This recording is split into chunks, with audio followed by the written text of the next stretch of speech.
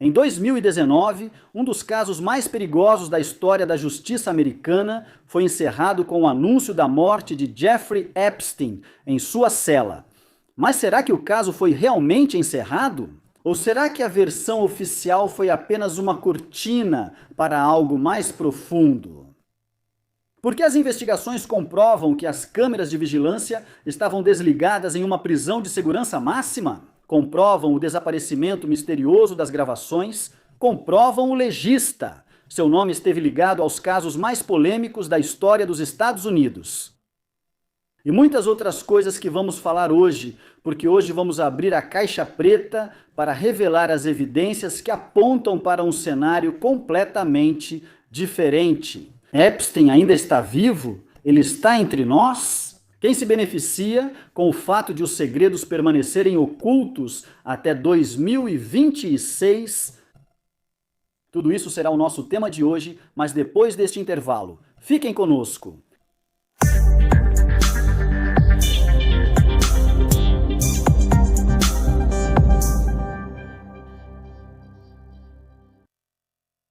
Queridos telespectadores, que a paz, a misericórdia e as bênçãos de Deus estejam com vocês. Sejam bem-vindos hoje conosco neste novo encontro, se Deus quiser, da série de episódios Opinião de Hoje. Queridos telespectadores, dedicamos este episódio a este tema, ou este assunto que se tornou a questão de todo o mundo, o tema que desperta o interesse de todos no mundo hoje. O caso do bilionário judeu-americano Epstein. O caso da maior força e influência que o mundo já conheceu na história moderna. O caso dessa figura misteriosa que, da noite para o dia, passou de um pobre desconhecido que trabalhava como professor de matemática para um dos homens mais ricos dos Estados Unidos, com relações muito amplas com a elite americana e com a elite mundial. Hoje vamos falar sobre as transformações que marcaram o caso Epstein, como ele aproveitou anos de atividades criminosas com total conivência do Estado profundo nos Estados Unidos. E vamos mostrar para vocês, com provas, sua relação com o Mossad israelense e como, na verdade, ele não se suicidou nem morreu, como diz a versão oficial de hoje, mas foi contrabandeado, assim como aconteceu antes com todos os agentes e parceiros anteriores do Mossad. Então, primeiro, todos precisam saber exatamente quem é essa pessoa. Quem é Epstein? A primeira coisa que descobrimos é que ele vem de uma família judia imigrante, cuja origem é da Europa Oriental, que migrou e se estabeleceu nos Estados Unidos. O pai de Epstein trabalhava como jardineiro nos jardins de Nova York, morava em um dos bairros do Brooklyn, em Nova York, que pertence à classe média. Quer dizer, até agora, tudo está normal, mas vemos que Epstein, na década de 1970, começou sua carreira profissional trabalhando em uma escola particular como professor de matemática. Apesar de não ter concluído seus estudos e não ter obtido nenhum diploma universitário. Ele estudou em um dos institutos particulares de ciências matemáticas, mas não concluiu o curso, não obteve o diploma e começou a trabalhar como professor de matemática nessa escola particular. Certo, então hoje todos devem prestar atenção, porque todos esses dados que vou mencionar hoje vão levar vocês, no final, a entender como essa personalidade estranha foi criada. Essa escola particular onde Epstein trabalhava fica em Manhattan, e todo mundo conhece Manhattan. E quem mora em Manhattan? Apenas os filhos dos ricos? Então aqui, nessa escola, Epstein era estranho, tinha comportamentos estranhos, de acordo com os depoimentos dos ex-alunos, porque eles falaram sobre isso, ele era estranho. Ele dava atenção especial às meninas, ou seja, às alunas, E o estranho é que ele participava das festas escolares organizadas pelos alunos, ou seja, só para deixar claro, os alunos organizavam festas para eles mesmos. Claro, o único professor que comparecia a essas festas era ele. Sempre fazia questão de estar presente nessas festas. E quem é Epstein? Então, precisamos prestar muita atenção aqui.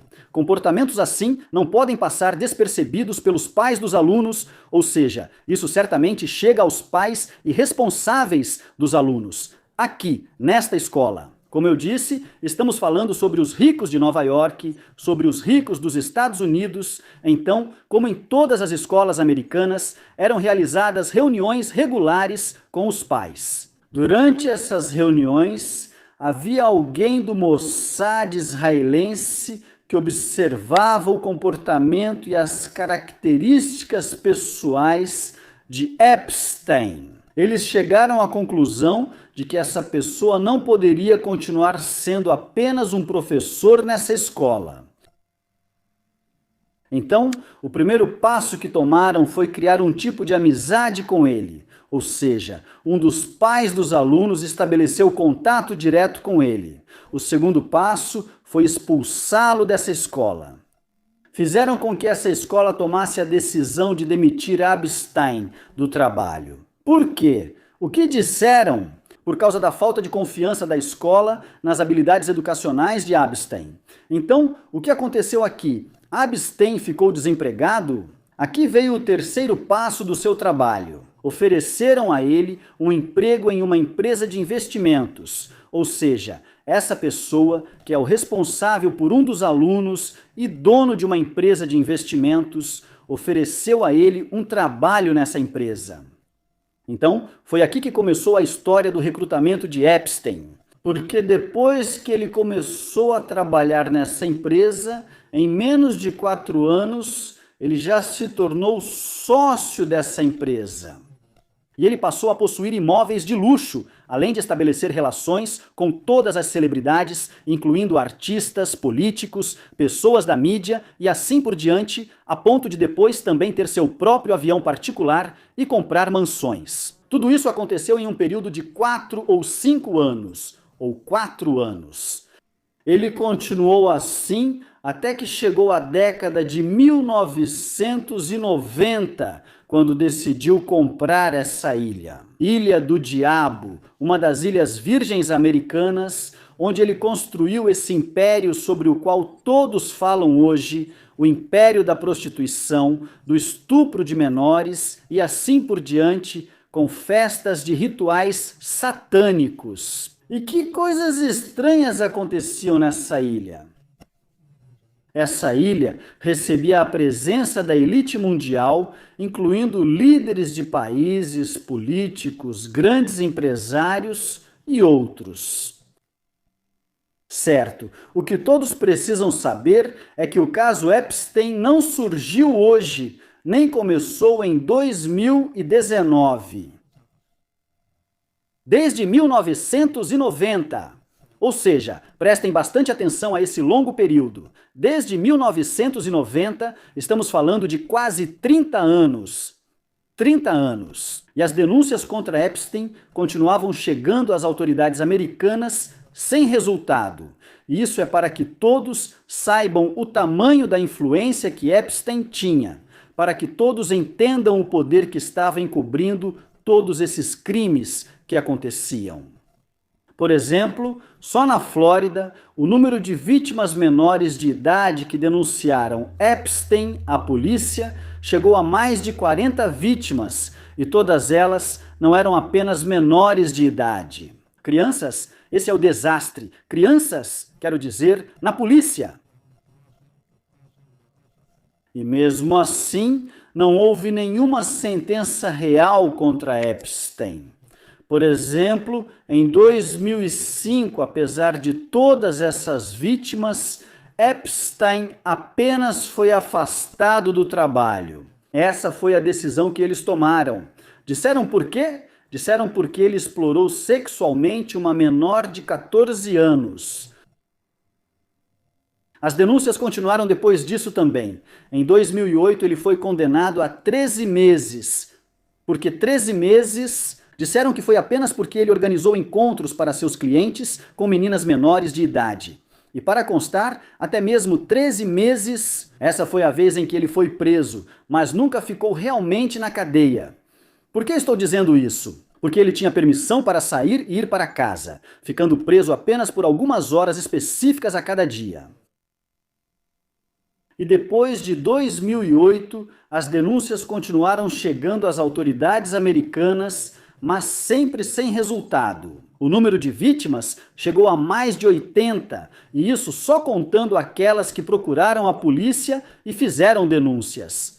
Mas o que ficou escondido era ainda pior. Até que chegou o ano de 2011, falando sobre mais 11 anos de crimes. E descobriu-se que de 2008 até 2019, todos esses anos foram marcados por outros crimes.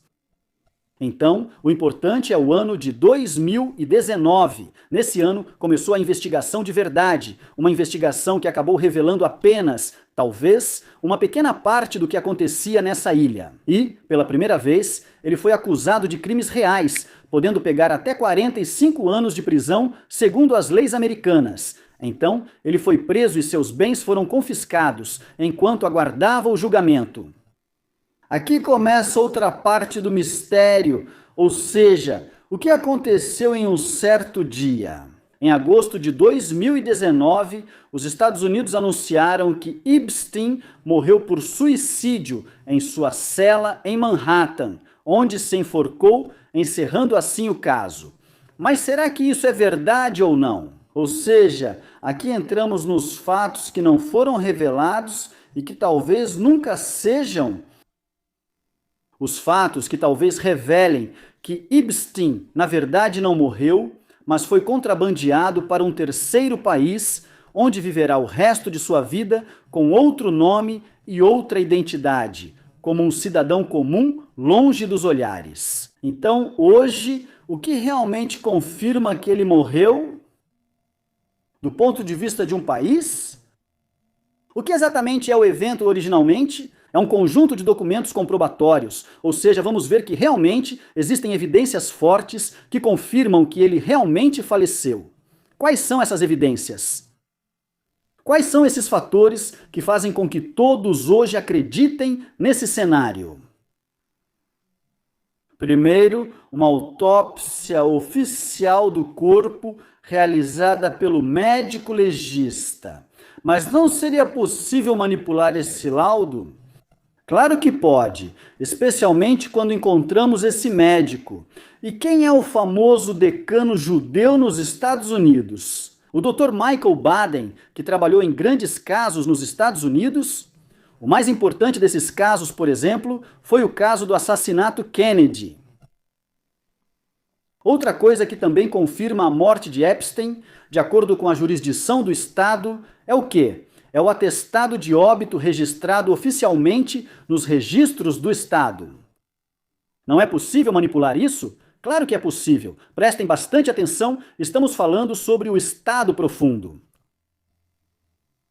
E vamos chegar a isso. O que mais? O relatório interno da prisão? Quer dizer, basta apenas que o diretor da prisão esteja envolvido? Ou seja, dentro desse jogo, o relatório já estaria pronto. O que mais? As fotos do corpo? Claro, essas fotos ficam apenas no arquivo, não foram mostradas à mídia. Até agora, nenhuma foto do corpo de Epstein foi exibida. E mesmo que essas fotos fossem mostradas, isso não significa que não poderiam ser forjadas?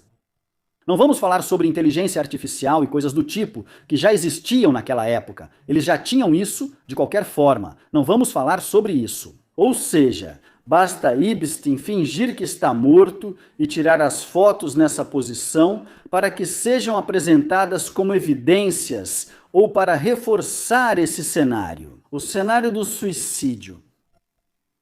O quê? Também? Dizem que a família de Epstein recebeu o corpo, mas quem é essa família? Onde está essa família? Existe mesmo uma família próxima de Epstein? E mesmo que exista, será que ela também não pode estar envolvida nesse plano ou nesse acordo?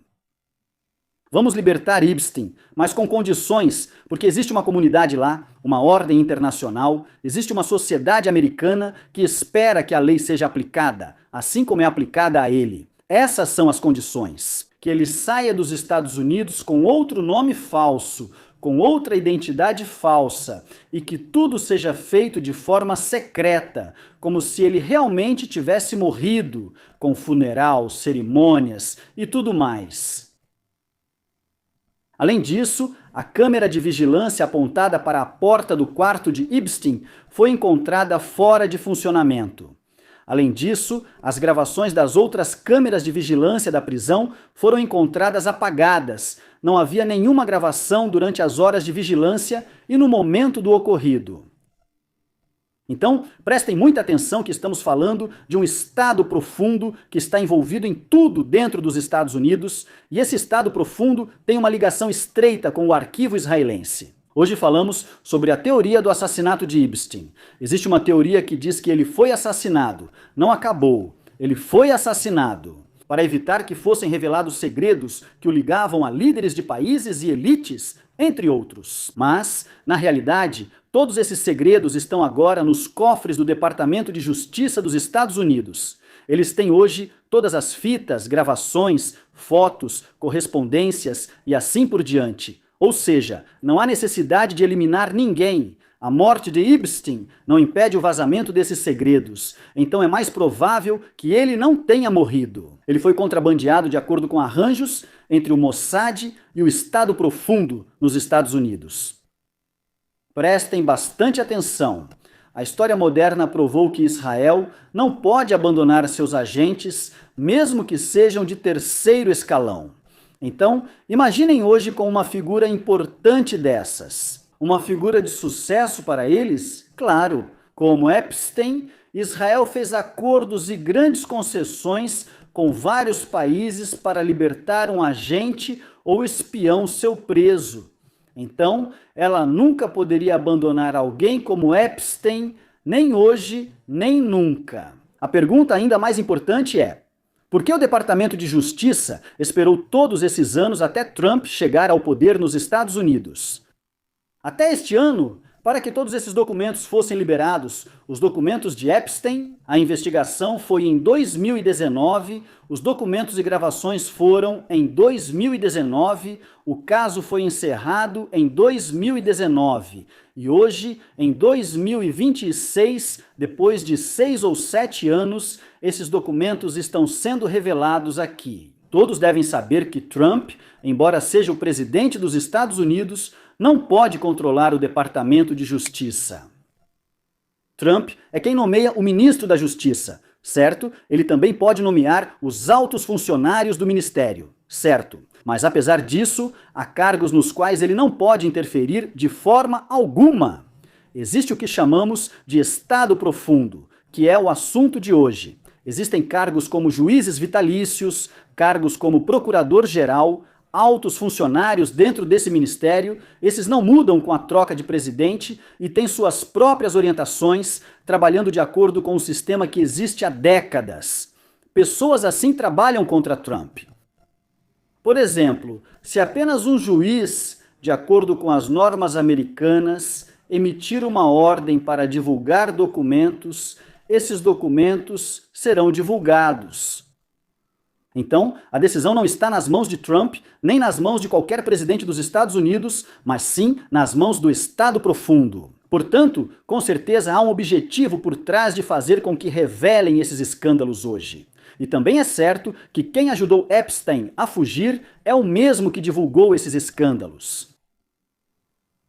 Agora, o caso ainda guarda segredos muito grandes que talvez sejam revelados nas próximas semanas e meses. Então, só falta vocês escreverem para mim nos comentários. Como vocês veem esse caso?